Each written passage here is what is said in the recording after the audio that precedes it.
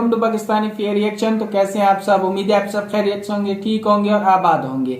हमारी दुआ यही है आप खुश रहें, आबाद रहें। मेरा नाम है फान। मेरा नाम मंसूर सुगैर था। मैं एक और नई वीडियो के साथ आज भाई बहुत ही अजीम और आला जंगजू के बारे में आज हम जानेंगे यार। काफी कमाल के यार, वो अपने टाइम पे जंगजू थे जिसका नाम सुनते ही भाई पूरी दुनिया में रोंगटे उनके खड़े हो जाते हैं और शेर भी कांपते थे भाई उनसे। तो आज की हमारी वीडियो का टाइटल है हिंदुस्तान का वो जंगजू जिसने शेर भी कांपते थे भाई, जिससे शेर भी कांपते थे। अभी देखते हैं भाई ये कौन से जंगजू हैं, आपको ये कैसे लगते हैं, आप किस किस भाइयों ने इनकी हिस्ट्री जानी हुई है कमेंट सेक्शन में जरूर बताइएगा। और यार वीडियो को ओरिजिनल लिंक आपको मिल जाएगा डिस्क्रिप्शन में। ओरिजिनल क्रिएटर को सब्सक्राइब करना मत भूलिएगा। तो बिना किसी देरी के कारण करते हैं 3, 2, 1 एंड स्टार्ट। अपने टाइम के बादशाह थे भाई। ये कहानी शुरू होती है आज से लगभग 500 साल पहले, जब लगभग पूरे भारत पर मुस्लिम सम्राटों का कब्जा था। एक तरफ शाहजहां तो दूसरी तरफ आदिल शाह और दक्कन के सुल्तान अब्दुल कुतुब शाह। एक देश जहां पर हिंदुओं का घर था, वहां पर पूरी तरह से मुस्लिमों और पुर्तगालियों का कब्जा था। दक्कन के सुल्तान ने अपनी फौज में एक मराठा सेनापति नियुक्त किया था जो बहुत ही निर्भीक और पराक्रमी था, जिसका नाम था शाहजी भोंसले। 19 फरवरी साल 1630 को शाहजी भोंसले के घर एक बच्चे का जन्म होता है। सभी लोग सोचते हैं अपने पिताजी की तरह ये बच्चा भी एक दिन मुस्लिम सुल्तान के फौज का सेनापति बनेगा, लेकिन नियति को कुछ और ही मंजूर था। किसे पता था एक ऐसा बच्चा जिसका पिता खुद मुस्लिम सम्राट की फौज का सेनापति है। एक दिन भारत में जितने भी मुस्लिम सम्राट मौजूद हैं, वो सभी उस बच्चे के सामने घुटने टेक देंगे। उसी बच्चे का नाम था छत्रपति शिवाजी, जिसे भारत के महान सम्राटों में से एक माना जाता है। अरब और खाड़ी देशों से आए हुए मुसलमान भारत के राज्यों पर कब्जा तो कर लिए थे, लेकिन इतनी दूर से यहाँ के राज्यों और किलों को संभालने के लिए मंत्रियों को लाना संभव नहीं हो पाता था। इसलिए उस वक्त के सभी मुस्लिम सम्राट भारत में ही रहने वाले हिंदू लोगों को अपने सेनापति और मंत्रियों के पद पर नियुक्त कर दिया करते थे।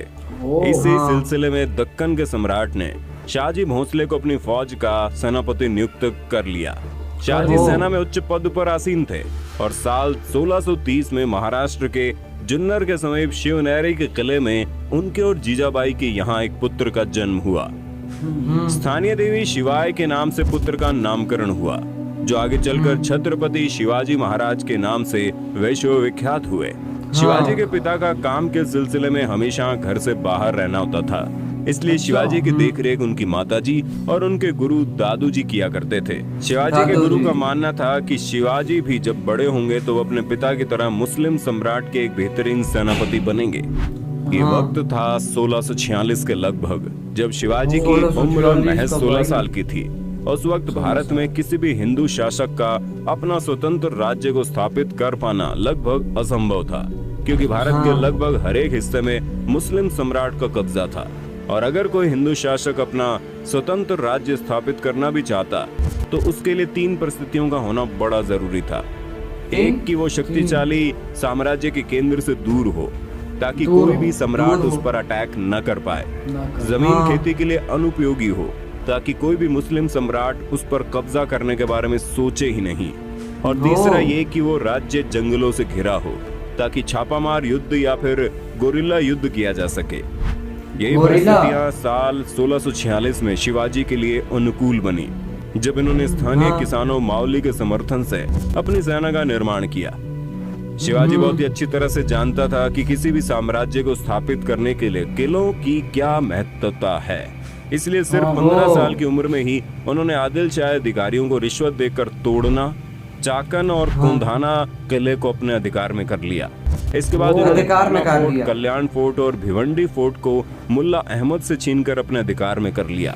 इन घटनाओं ने आदिल शाही साम्राज्य में हड़कंप मचा दिया कि आखिरकार ऐसा कौन आ गया जो मुस्लिम सम्राट किस साम्राज्य में दखल अंदाजी कर रहा है। जैसे उन्हें पता चला कि ये काम कोई और नहीं बल्कि शाहजी भोंसले का बेटा शिवाजी कर रहा है।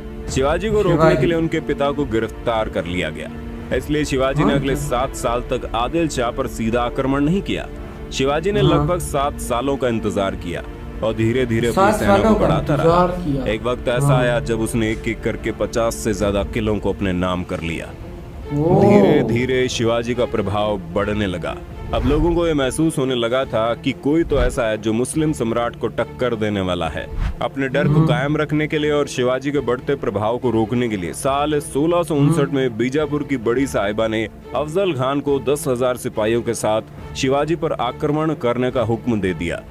उस वक्त अफजल खान को सबसे क्रूर और सबसे ताकतवर शख्स माना जाता था, क्योंकि जिसका भी सामना उससे होता था उसकी मौत निश्चित थी। सबसे पहले तो अफजल खान ने शिवाजी को उकसाने के लिए कई मंदिरों को तोड़वा डाला और बहुत सारे हिंदू नागरिकों का कत्ल करने लगा। अफजल खान को इस बात का पता था कि शिवाजी बहुत ही चालाक है, इसलिए वो एक एक करके सभी किलों को अपने कब्जे में ले रहा है। कहीं न कहीं अफजल खान को भी शिवाजी से डर लगने लगा था। यही वजह थी कि अफजल खान ने उसे चालाकी से मारने की सोची और अफजल खान ने शिवाजी को मिलने के लिए न्योता भेजा। शिवाजी तुरंत ही न्योता स्वीकार कर लेता है और अफजल खान से मिलने की जगह नियुक्त करता है।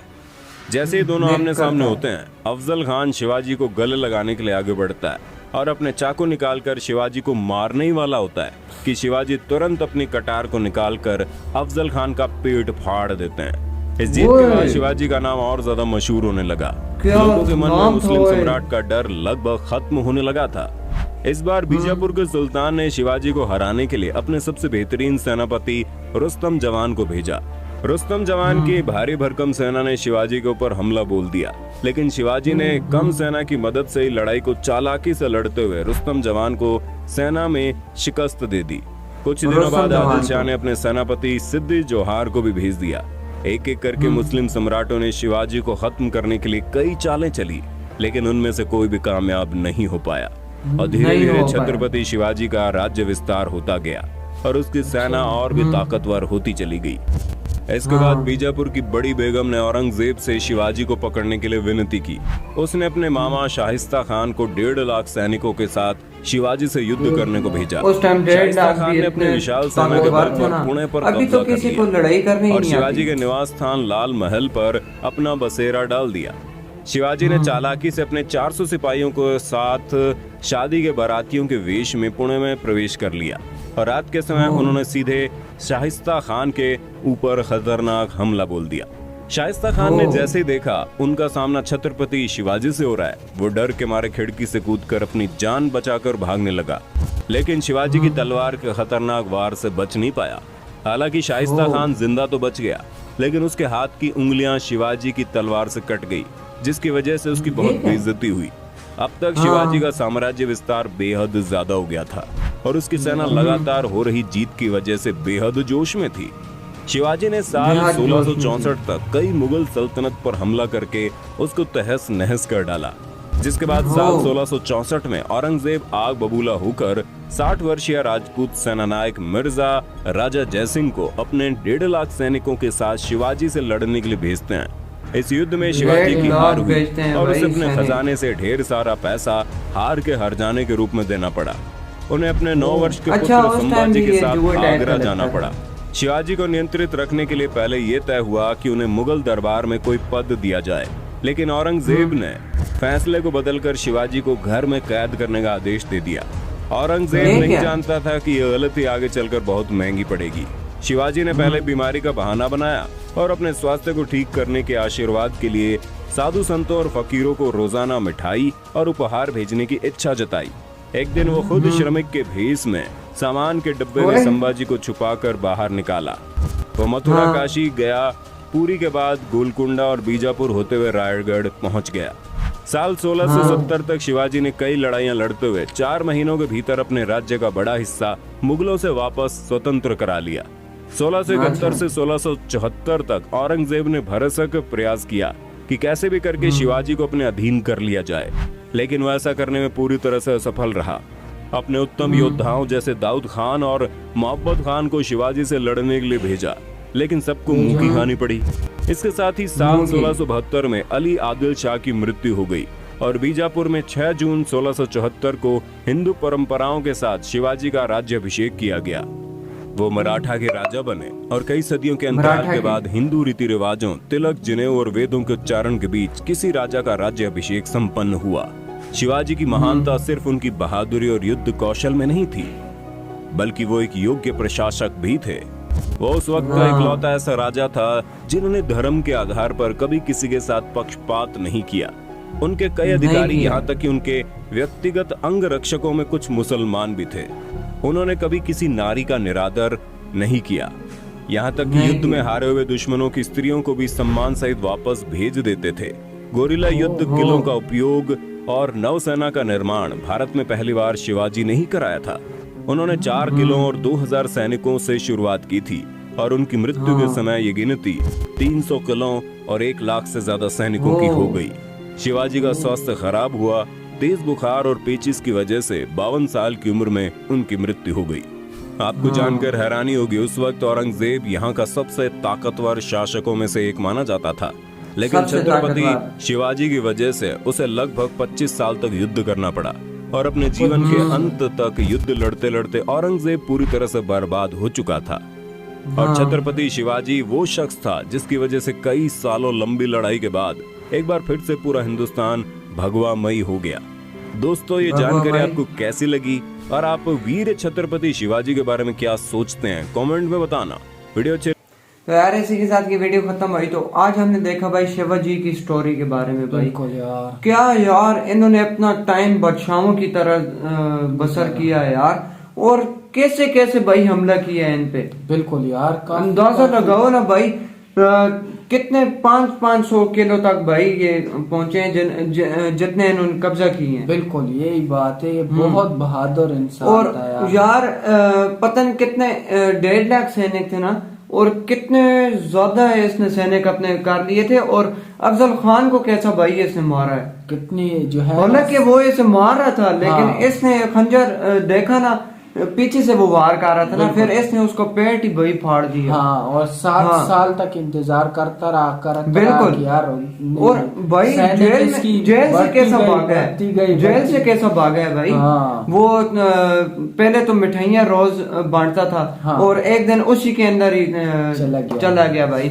लेकिन यार बहुत ही अच्छा टाइम इन्होंने बसर किया है अपने यार कौम के साथ, अपने मुल्क के साथ। लेकिन बहुत ही देखा जाए ना, बहुत ही बड़ी खबर है भाई, ये बहुत ही अच्छी बात है ये। बेड में अपने घर में बिल्कुल अपने इंडिया का भाई नाम रोशन कर गए हैं भाई। और यार हमें तो ये बहुत ही अच्छा लगा है। आपको कैसे लगा कमेंट सेक्शन में जरूर बताइएगा। तो मिलते हैं नेक्स्ट वीडियो में, तब तक के लिए अपना बहुत ज्यादा ख्याल रखिएगा। तो यार बाय।